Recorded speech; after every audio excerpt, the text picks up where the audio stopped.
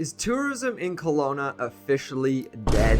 If you happen to visit this year in 2024 and you take a stroll downtown or near the beaches, you'll realize just how dead it really is. So what is the reason for this? That's what I'm going to dig into in this video. If you happen to get any value out of it, please drop a like and hit the subscribe button to stay up to date on videos like this and the Kelowna real estate market. And if you or anyone you know happens to be looking for a home in the area, I'd be happy to help. There is a link down below in the description to book a one-on-one call with me there. All right, so why is tourism so slow this year in Kelowna? Well, according to this article here, end of summer tourism bounce not materializing in Kelowna. BC's short-term rental restrictions are hampering tourism activity in the region, some business owners say. Now, I don't 100% agree with that.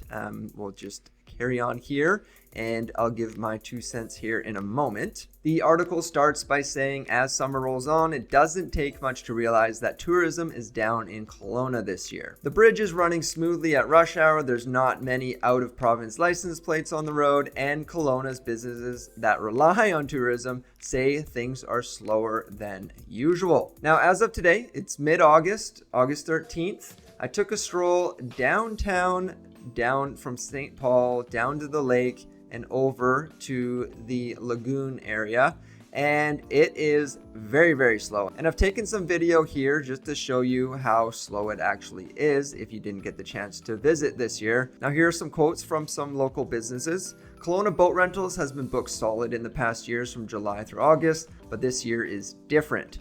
Business has definitely been a little down this year. I think it's mostly because of that Airbnb ban. That seems to be it. That I don't 100% agree with. I'll tell you why in a minute.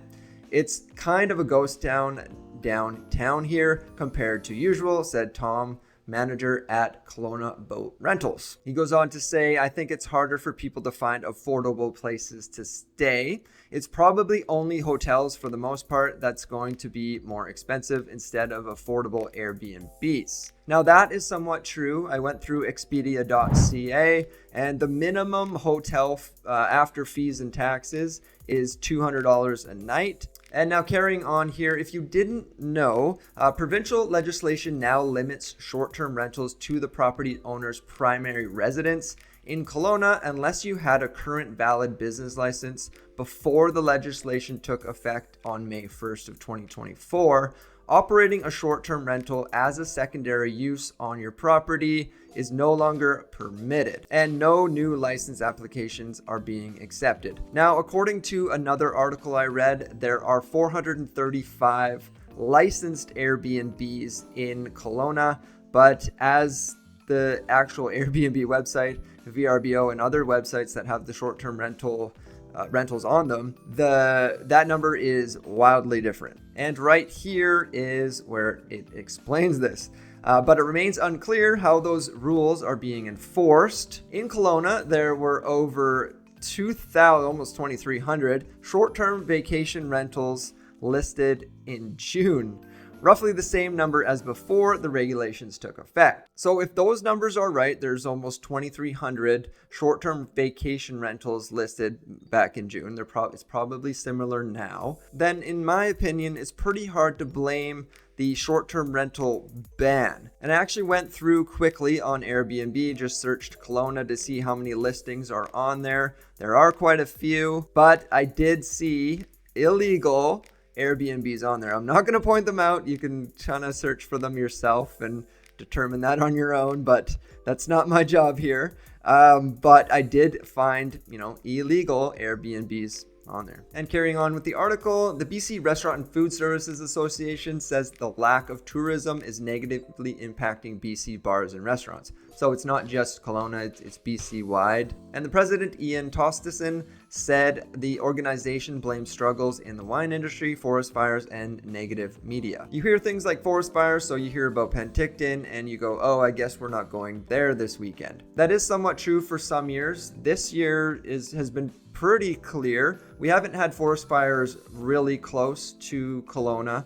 There are other ones in other areas, and we do get a little bit of smoke in the valley, but it's nothing like it was last year where we had the West Kelowna fire that devastated West Kelowna and parts of Kelowna as well. And that was actually almost to the day this time last year. And that happening last year could potentially scare off some people this year. While business at Kelowna Boat Rentals is down by about 30%, the BC RFA says that at least 50% of restaurants across the province are either just breaking even or are losing money. And that is 100% true. If you're walking downtown Kelowna right now, as I was in this video, this was taken just before lunchtime. You can see restaurants are dead, and as you walk down towards the lake, the streets are empty and the beaches are empty as well. Now, the last little bit of this article mentions the provincial government told Glacier Media last week fewer people are traveling around BC,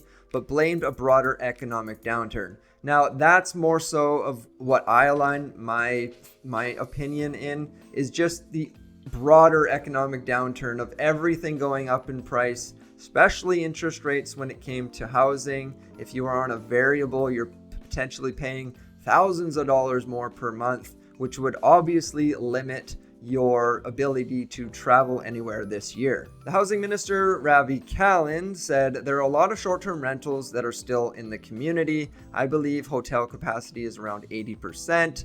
I think it's fair to say that there are less folks traveling the province, but we're seeing that across the country because of pressures of interest rate and global inflation. That there I do agree with. People are having a tougher time traveling, and to suggest that it's because of short-term rentals, I think is a bit of a stretch. And that, as I mentioned, is 100% what I agree with. I think it's a bit of a stretch to blame short-term rentals as a whole, especially because when you're looking through Airbnb, there's literally thousands, potentially 2,300 listings there across all the short-term rental platforms available for rent. So what are your thoughts on this? Is it actually the short-term rental ban, or is it the broader economic downturn, or did I completely miss something, and do you think it is something else? Let me know down in the comment section what you think, and we'll carry on the discussion there.